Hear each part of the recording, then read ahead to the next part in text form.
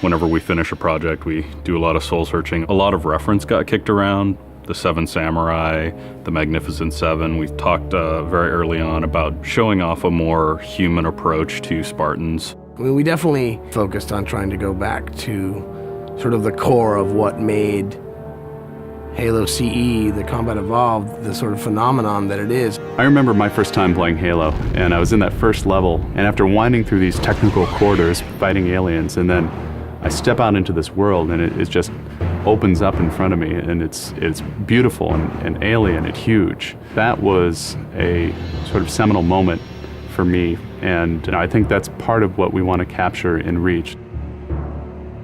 Something that was core to the game at the beginning was that sense of wonder and exploration.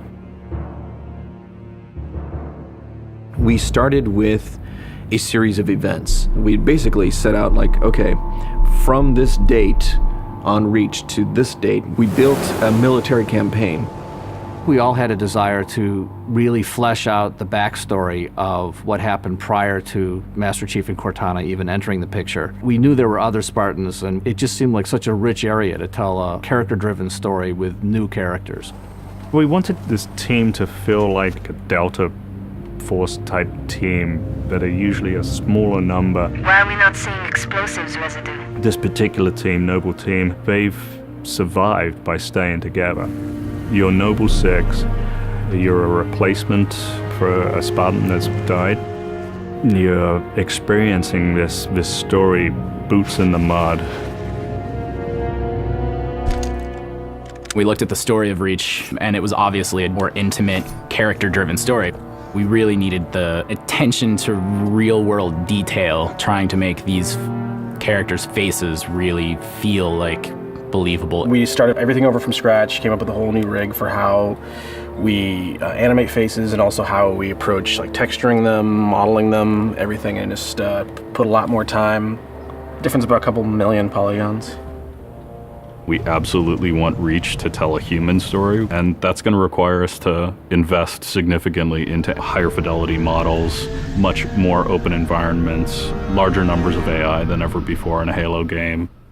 To pull off the vision for what we had for this game, we ended up gutting almost every part of the engine, retooling things to make it run faster, to make it run better, it looked better. We had to throw out all of our technical systems. We had to then throw out the content that went with it because that content didn't represent the new bar we were going for.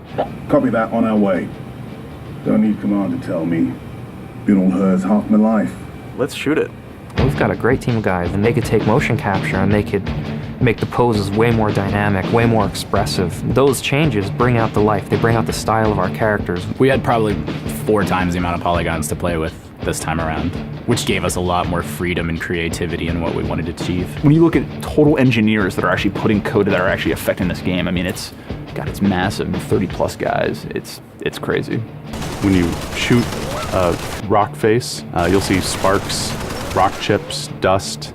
In Halo 3, we had a maximum of 100 colliding particles. In Halo Reach, we have thousands. We've got much more customizable Spartans than we've ever had in the past. The number of polygons we can draw at one time has skyrocketed. It's changed the way we build things up close as well as out far. This is where Noble Team arrives, and then you're going to work your way down, all the way down these terraces.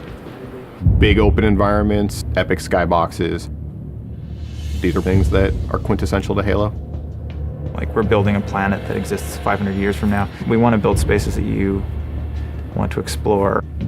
We want to put twice as many characters, vehicles, and weapons into that environment. That's going to require massive improvements to the way we handle our artificial intelligence in the game. We now can put so many AI in an encounter that you can put 4 Spartans, the player, 8 Marines against 30-ish Covenant, and that's an actual serious challenge. Bringing the elites back was something that was really a true joy for us because they're such an awesome character to fight. What if the Spartans and the soldiers don't actually understand what the aliens are saying? What's that going to feel like? What if we can get back to having the aliens feel really alien and threatening? these people and this planet and this story deserves something new and different. Just a different underlying sense of tragedy, heroism. We're rebuilding everything from the ground up.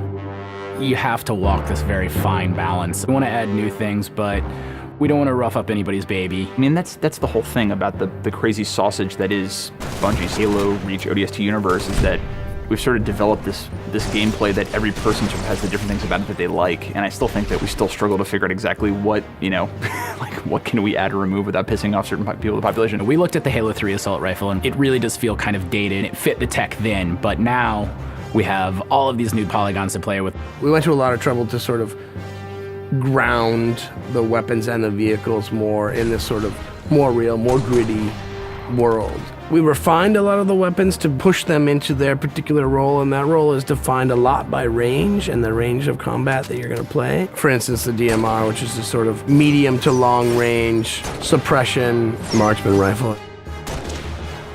It's going to be a sandbox game. It's not going to be a carefully scripted game where every movement of the AI is controlled by a mission designer. It's much broader than that. It allows the player to deal with encounters in their own specific way. There's definitely going to be offhand grenade throwing. There's definitely going to be vehicles.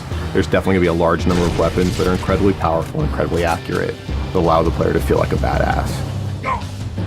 Now, if you melee him in the back of the head, like you really mean it, you're holding down on the button, and you will launch into this more elaborate animation sequence. It's going to be a very different campaign experience for people overall. We're doing stuff in the campaign that people absolutely won't expect from a Halo game.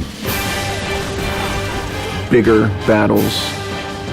Brand new cast of characters. An incredibly ambitious game. Every neuron in my head is firing with just reach, reach, reach. We knew from the beginning what the end was going to be. This is the definitive Halo made by the people who created Halo.